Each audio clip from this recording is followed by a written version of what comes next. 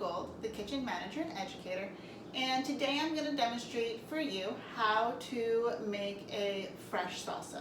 I love teaching salsa as also a way to demonstrate how to use good knife skills, which can keep us safe and productive when we're in the kitchen. So we're going to start with how to dice an onion. So if you look at an onion, you have a root end and a stem end, and you want to cut off the front top right here where the stem is coming out as your first step. Now, when cutting anything, there are two main things I like to emphasize. Using a claw, so I have my hand in kind of a claw shape that is perpendicular to my knife, and this protects my fingertips.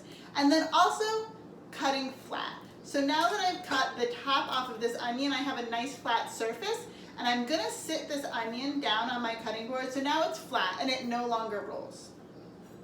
My next step is going to be cutting this onion in half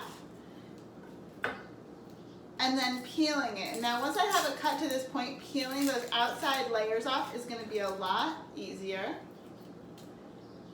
And onions kind of show you with their lines how to cut them. So I've peeled this outside layer off of my onion,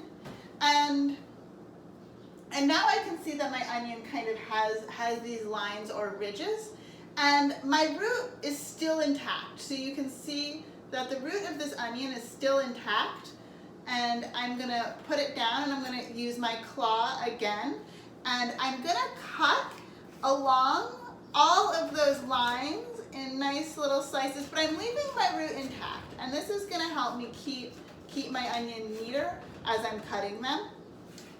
I like to cut onions really efficiently because they make my eyes water a lot, and so one way to help deal with that is just to cut them efficiently so you're done cutting onions sooner.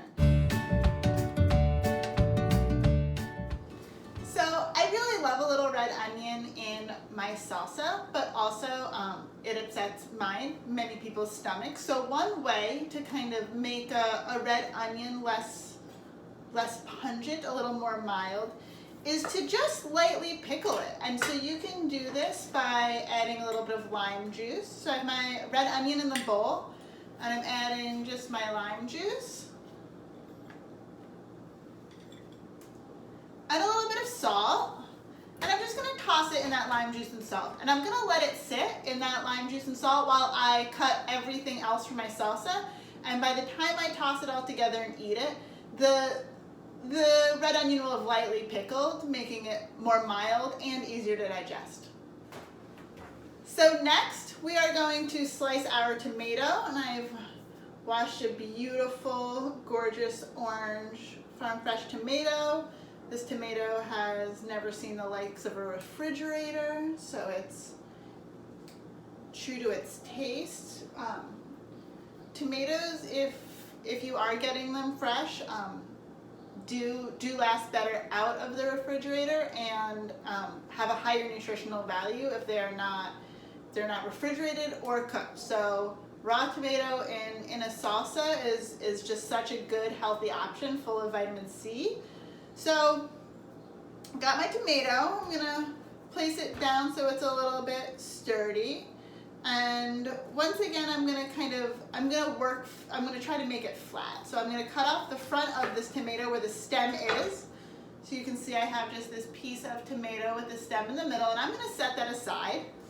And now I'm gonna put my tomato down on its flat side, and I'm gonna use my claw again, so my thumb behind, and I'm gonna just slice this tomato.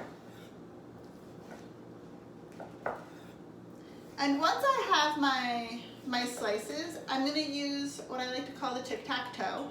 So I'm gonna put my slices down on my cutting board, and I'm gonna cut them like a tic-tac-toe board. So I'm gonna do a couple lines across, and then a couple of lines through, nicely dicing my tomatoes. I'm keeping my claw, couple lines across, the other direction. Just making these nice little squares. And I'm keeping my cutting board pretty clean. So everything that I've done the first step of cutting is on my left, and then as I dice it, I move it to my right. Now what I'm left with is the top of my tomato and this little stem. And I'm gonna dice this like I've been dicing the rest of my tomato. And I'm just going to kind of skip over that just hard little piece of stem. And I'm gonna cut just around it so I can use every piece of this tomato except for this one little piece from the middle, and then I'm gonna put my compost. Now I have a beautiful diced tomato with almost no waste. I'm gonna toss it right in with my onion.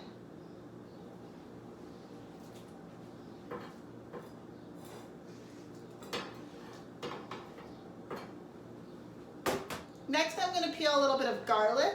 So I'm going to put my garlic down on my cutting board, and I'm going to use the back of my hand on the flat side of my knife with the blade facing away from me to press down on your garlic. If you're not comfortable doing this at home, or if you're cooking with younger kids, you can also use like a mug or a cup or a bowl to press down on your garlic. And then I'm going to peel the outside off. Peeling garlic is a great job for kids. My toddler loves to peel all of our garlic, and it really keeps her occupied while I cut the other things for our meal. So I have my garlic, and I'm going to use my claw just to slice it a little bit first.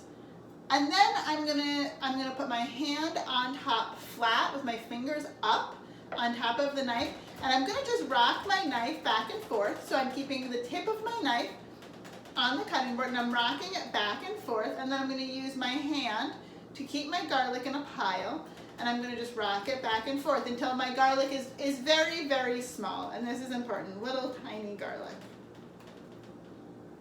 So I added my garlic to my bowl, and the last step is my cilantro. So cilantro can often be really sandy. You want to make sure to wash it really well, and I actually do this by filling a bowl of water and then kind of swishing it in the water and letting the dirt and the sand will sink, and I'll get a nice clean bunch of cilantro. And cilantro stems are actually pretty tender. They're usually much more tender than parsley. So if I have any really big stems, I'll pull them out, but generally I actually use just the whole piece of cilantro. And I'm gonna roll it into just a little ball. I'm gonna get it so that it's nice and compact. And I'm gonna just slowly slice it. I'm using that claw, and I'm moving backwards, and I'm just slicing the cilantro. And I'm not making pesto. I don't want my cilantro to be in a paste.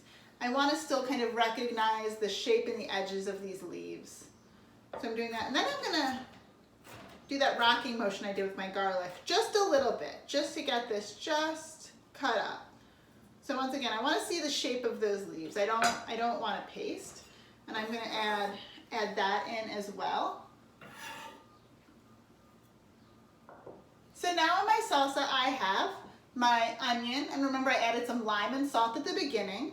I have my tomato, my garlic, and my cilantro, and I'm going to give a couple of cracks of black pepper. And I'm gonna give this a good stir, and then I'm gonna taste, season, and taste.